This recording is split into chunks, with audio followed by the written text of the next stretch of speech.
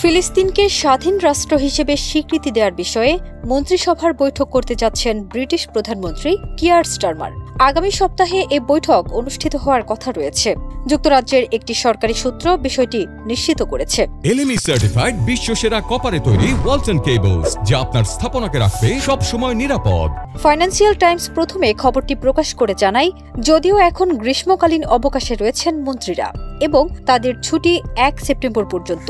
এই গুরুত্বপূর্ণ ইস্যুতে আগেভাগে বৈঠকে বসেছেন তারা। তবে স্টারমারের দপ্তরে এ বিষয়ে মন্তব্য জানতে চাইলে রয়টার্সকে তাৎক্ষণিকভাবে কোনো প্রতিক্রিয়া দেওয়া হয়নি।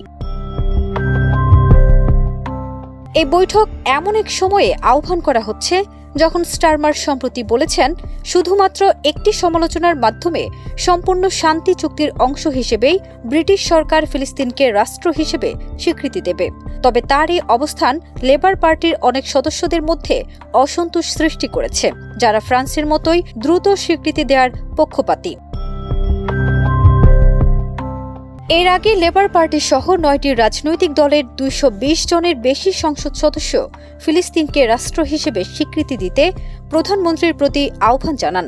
তারা বলেন, আমরা আপনাকে অনুরোধ করছি, আগামী সপ্তাহে নিউ ইয়র্কে অনুষ্ঠিতব্য সম্মেলনে ফিলিস্তিন রাষ্ট্রকে আনুষ্ঠানিকভাবে স্বীকৃতি দিন।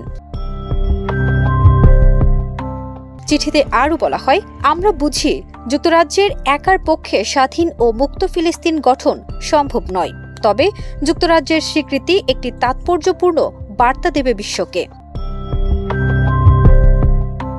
ব্রিটেনের ঐতিহাসিক ভূমিকার কথাও স্মরণ করিয়ে দিয়ে চিঠিতে বলা হয়, 1917 সালের বেলফোর ঘোষণার মাধ্যমে ইসরায়েল রাষ্ট্র গঠনে যুক্তরাজ্যের ভূমিকা ছিল।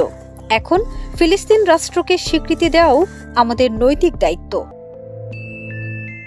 ফারজানা নিকিতা, দেশ রূপান্তর।